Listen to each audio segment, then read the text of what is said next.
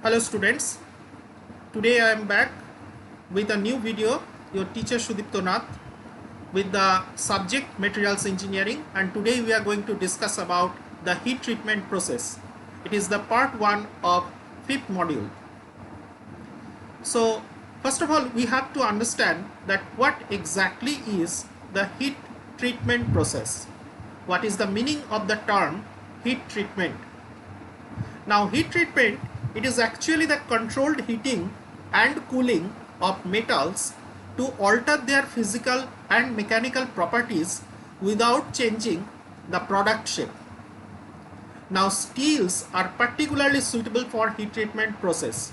Although other than steel, other materials, that is metallic, non-metallic, etc., they are also undergoes a severe heat treatment process depending on their application and utilization, but as per our syllabus we limit ourselves within the course of the steel material.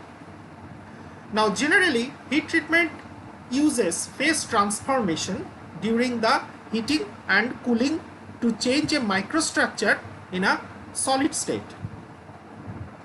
Now this is the iron carbon diagram. From iron carbon diagram we have an idea that what is the steel region, what is the cast iron region, and what is the end product from the liquid molten metal, which is basically a combination of carbon and iron, and what exactly we expect on cooling at room temperature.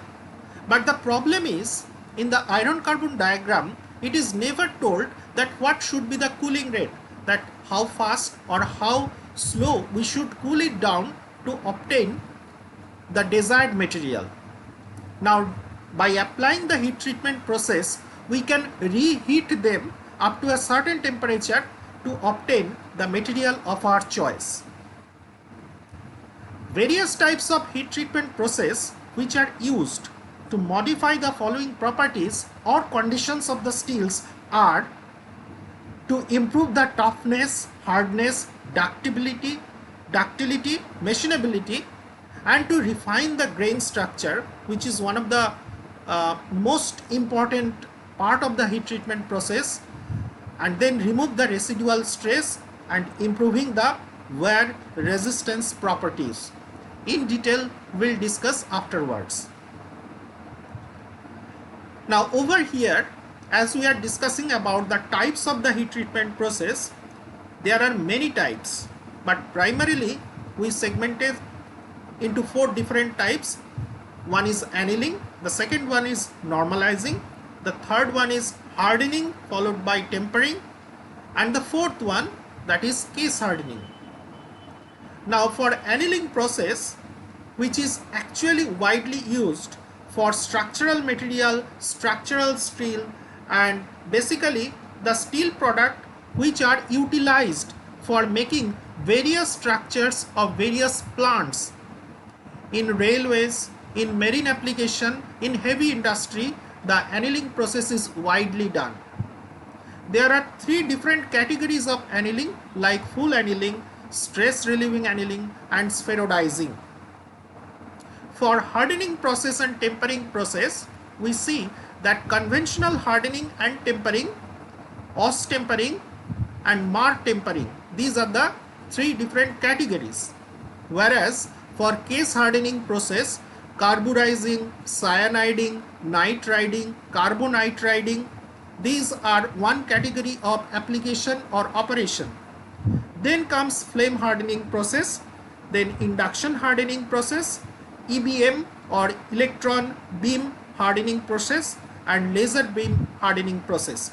These are the major important operation. Today we are going to discuss about only an introductory part of the annealing process. Now what is annealing? Annealing is the heat treatment process whereby a metal is heated to a specific temperature, then held at that temperature for a certain period of time, and then allowed to cool slowly. Now if we observe the diagram, this diagram is the first bottom segment of the iron carbon diagram, where we can find out that the temperature is restricted within 910 degrees centigrade to room temperature on the left hand side vertical, and in the bottom horizontal it is clearly indicating the hypoeutectoid and hypereutectoid region of the steel. Now the annealing process is actually done 50 to 60 degree above the A3 line for the hypoeutectoid steel, and it is following the A1 line after the hypereutectoid steel. So over here it is very much clear that annealing is done within the range of austenite or austenite plus cementite for hypo and hypereutectoid steel respectively. Spherodizing, that is also shown in this particular diagram.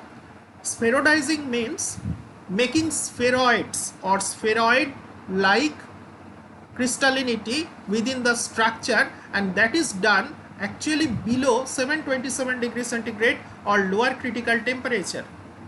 Of course, UCT and LCT, that is the meaning of upper critical temperature and lower critical temperature for an iron carbon system. Now, as we are discussing about the general effects of annealing, we find that when a metal is cold worked by any of the many industrial shaping operation, changes occur in both its physical and mechanical properties, that we know.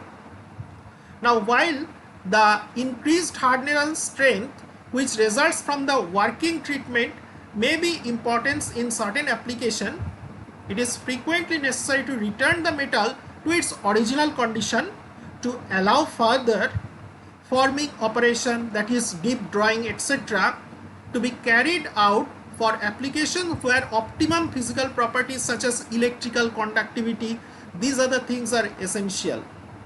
The treatment given to the metal to bring about decrease of hardness and an increase of ductility is known as annealing. Now this usually means keeping the deformed metal for a certain time at a temperature higher than about 1/3 of the absolute melting point. It is not a very hard and fast rule although, but it is approximately 1/3 of the absolute melting point. Sometimes it is not 1/3, sometimes it is very close to the half of the melting point, but it is just a law that we consider. Now cold working produces an increase of dislocation density. For the most metals, the density increases from the value of 10 to the power 10 to 10 to the power 12 with respect to the annealed state, whereas it increases somewhat after a few percentage of deformation. And definitely when it is heavily deformed, then the density also increases in a very dramatic and drastic manner. Such an array of dislocations gives rise to a substantial strain energy stored in the lattice, so that the cold work condition thermodynamically unstable relative to the undeformed one. Now we may ask me that why this particular product with cold working, after the cold working where the dislocation effects are more usable or not. I will explain afterwards. Consequently, the deformed metal will try to return to a state of lower free energy state, and that is the answer, and that is more perfect state. So in general, this return to a more equilibrium structure which cannot occur spontaneously but only at elevated temperature where thermally activated process such as diffusion, cross slip and climb takes place. Like all non-equilibrium process, the rate of approach to equilibrium will be governed by Arrhenius equation of the form, that is the rate of approach equal to A into e to the power of minus q by kt, where q is the activation energy which depends on the impurity content, strain, etc. And capital A, that is pre-exponential factor, small k is the universal gas constant, and capital T is the absolute temperature in Kelvin. The formation of atmosphere by strain aging is one method whereby the metal reduces to excess lattice energy, but this process is unique that it usually leads to a further increase in the structure sensitive properties rather than a reduction to the value characteristics of the annealed condition. It is necessary, therefore, to increase the temperature of the deformed metal above the strain aging temperature before it recovers to its original softness and other properties. Now, there are several stages of annealing. The removal of the cold work condition, or in the other words, the annealed process, it may be divided into main three different stages. First one is recovery, second one is recrystallization, and the third one, that is grain growth. From this figure, we get an idea of where exactly is the recovery, recrystallization and the grain growth zones.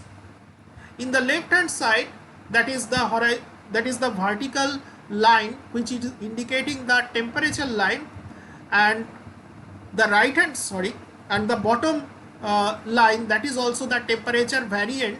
So over here we can see that recovery that happens relatively at lower temperature region, recrystallization at medium temperature, and grain growth in the higher temperature region with respect to time.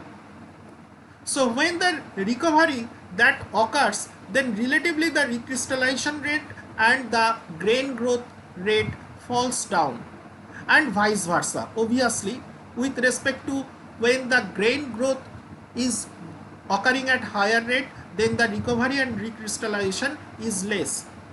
So different types of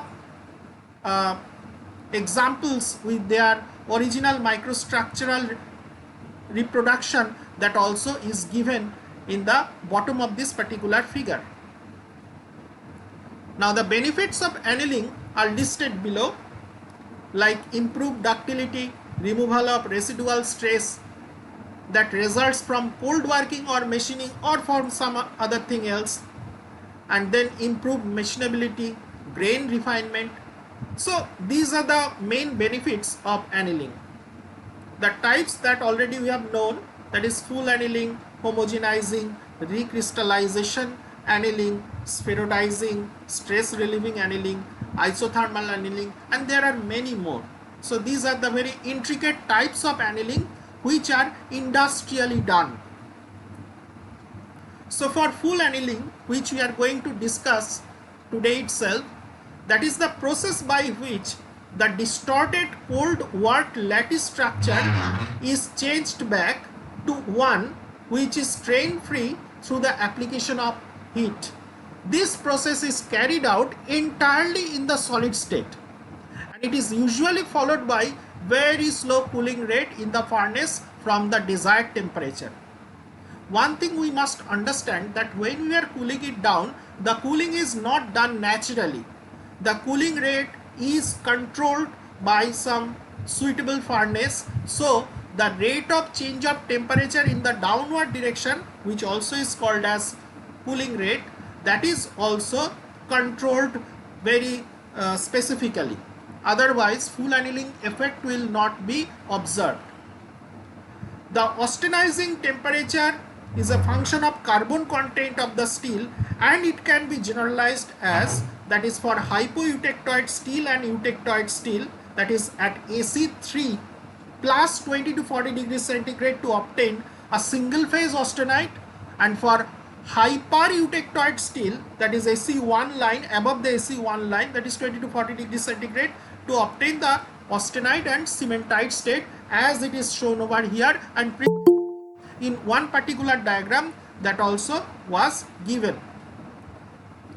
Now aims of the full annealings are to refine the grain size of the steel casting or of hot worked steels, to improve the mechanical properties, to soften the steel, to relieve internal stress, to improve machinability, and also reduce some defects like alignment, or aligned sulfide inclusions or bands in the steel. These are the very major benefits that we see of full annealing. Now the three important parts of full annealings are proper austenizing temperature reaching. So the soaking time must be very high and very slow cooling through A1 for critical temperature. These are the three major important parts of full annealing. And the second part, that is the formation of austenite, destroy all structure that have existed before the heating. Slow cooling yields the original phase of the ferrite and pearlite in hypoeutectoid steel and that of cementite and pearlite in hypereutectoid steels. So if you are having any question, you can directly contact me and put it down in the answer section, in the comment section. So this is the end of module 5 part 1. Thank you very much. We'll see you soon.